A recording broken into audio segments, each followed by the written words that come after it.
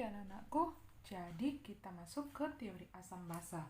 Nah, jadi teori asam basa yang pertama kita kenal dengan teori asam basa Arrhenius. Ya, teori asam basa Arrhenius. Tapi itu teori asam basa ya sayangnya. Oke, jadi teori asam basa Arrhenius menyatakan bahwa asam itu adalah zat atau spesies yang menghasilkan apa? Menghasilkan ion H+, dalam larutannya. Ingat ya, dalam larutannya. Jadi, semua zat yang menghasilkan ion H+ disebutlah dia asam. Nah, yang kedua, basa. Nah, apa itu basa? Basa adalah zat atau spesies yang menghasilkan apa? Yang menghasilkan ion OH-. Kalau tadi H+, ini sekarang OH-. Nah, dengan kata kutip dalam larutannya. Oke. Ingat ya. Jadi itulah pendapat dari Arrhenius. Nah, sekarang Miss akan kasih contoh. Nah, contoh. Katakanlah misalnya contohnya adalah HBr, asam bromida. Nah, ketika HBr ini masuk ke dalam air, dia akan terionisasi menjadi apa? Menjadi H+ ditambah Br negatif. Gitu dia ya. Oke, contoh yang kedua. Misalkan H2SO4 menghasilkan apa? Ya, menghasilkan 2H+ ditambah SO4 2 negatif. Nah, contoh lain, katakanlah H3PO4. Maka ketika terurai dia akan menghasilkan 3H+ ditambah PO4 negatif 3. Lihat aja jumlah ini koefisien tergantung dari berapa jumlah H pada senyawa. Kalau di sini kan hanya 1, berarti dia 1H+, tapi angka 1 tidak perlu dituliskan. Berarti kalau H2SO4 hanya kan di sini 2, berarti nanti ketika terurai dia menjadi 2H+. Kalau dia H3PO4 hanya ada 3, makanya kalau terurai menjadi 3H+. Seperti itu. Nah, jadi biasanya HBr itu kita sebut dia sebagai asam monoprotik. Mono berarti artinya hanya satu. Sedangkan hanya kalau dua ion hanya kita sebut dia adalah asam diprotik. Oke, karena di artinya 2. Kalau H3PO4 berarti kan sudah lebih dari 1.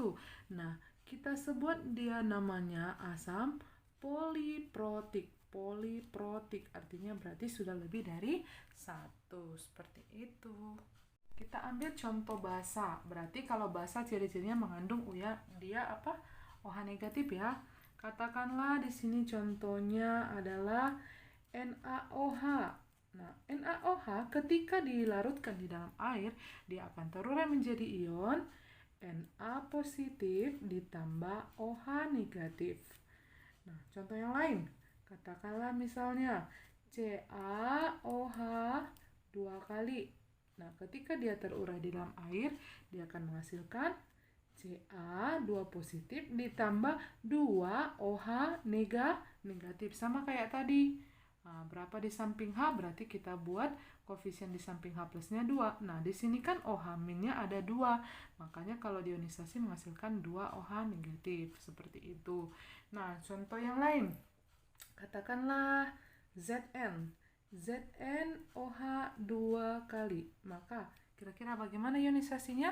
Ya, ionisasinya menjadi Zn2 plus ditambah 2 OH negatif. Lihat aja di sini jumlah OH-nya 2. Contoh lagi? Oke, kita coba yang 3 ya. Misalnya FeOH 3.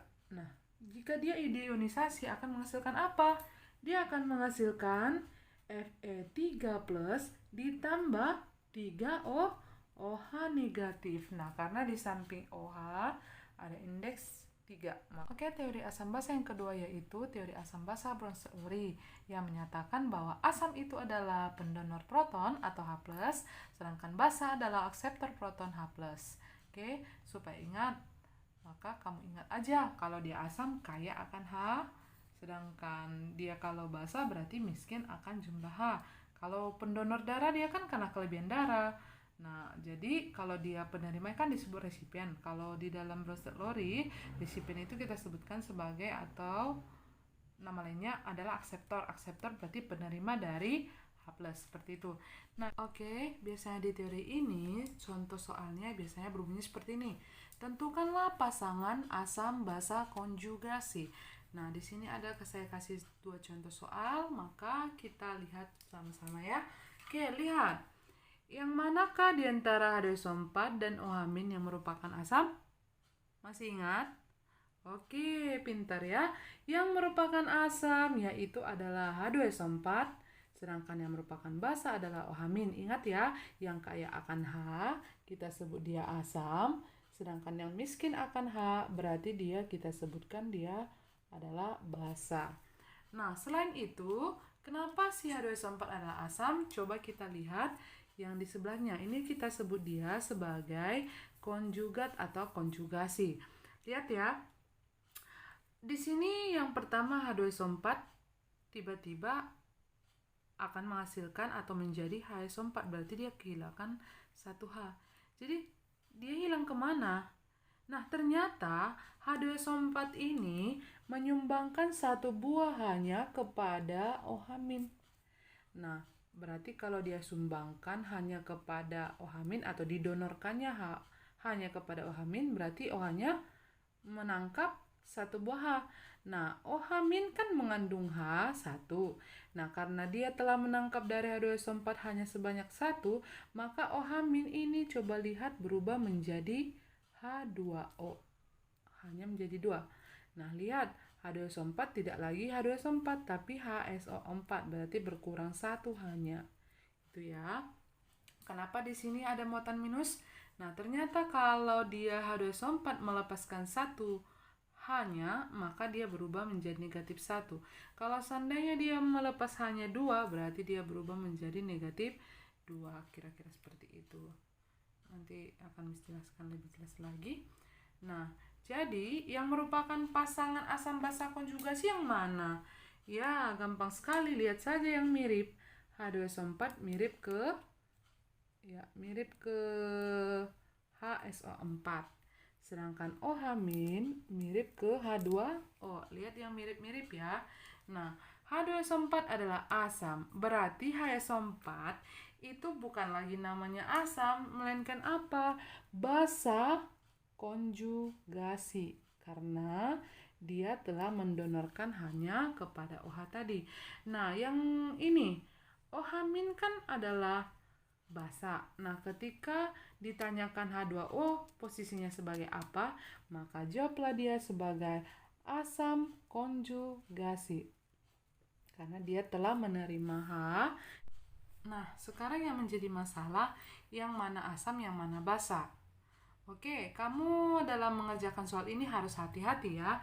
Memang kalau kita lihat dari segi jumlah H, NH3 memiliki jumlah H yang lebih kaya daripada H2O. Namun dalam hal ini kita lihat bersama-sama ion konjugatnya. Awalnya NH3 menjadi NH4, berarti dalam kondisi ini hanya bertambah 1. Berarti dalam hal ini apakah NH3 mendonor? Tidak ya, justru NH3 menerima H. Dari siapa? Dari H2O. Kalau tadi kan H2SO4 mendonorkan hanya kepada OH-, makanya berubah menjadi H2O. Hanya punya H2SO4 berkurang 1 menjadi H2SO4. Nah, dalam hal ini NH3 kan bukan menjadi NH2, tapi menjadi NH4. Berarti dalam kondisi ini siapa yang menerima donor? Yang menerima donor adalah si NH3. Berarti dalam kondisi ini H2O menyumbangkan 1 hanya kepada NH3. Berarti NH3 menangkap 1, makanya menjadi NH4. H2O telah mendonorkan hanya 1, berarti berkurang 1 hanya. Makanya H2O-nya menjadi OH-, berkurang 1 hanya. Oke, berarti Siapa yang merupakan asam? Siapa yang merupakan basa? Ya, berarti karena dia menerima H, NH3, berarti kita sebutlah dia basa. Sedangkan dia H2O adalah asam karena dia mendonorkan hanya. Berarti basa pasangkan dia dengan NH4 ini berubah menjadi namanya asam konjugasi. Nah, sedangkan dia OH- karena dia H2O adalah asam, berarti OH- bertindak sebagai basa konjugasi. Seperti itu. Ya, harus hati-hati ya. Jangan terkecoh cari jumlah H. Nah, ini ada pengecualian ya pada NH3 karena NH3 tidak pernah dalam kondisi asam. Ingat itu ya, Nak.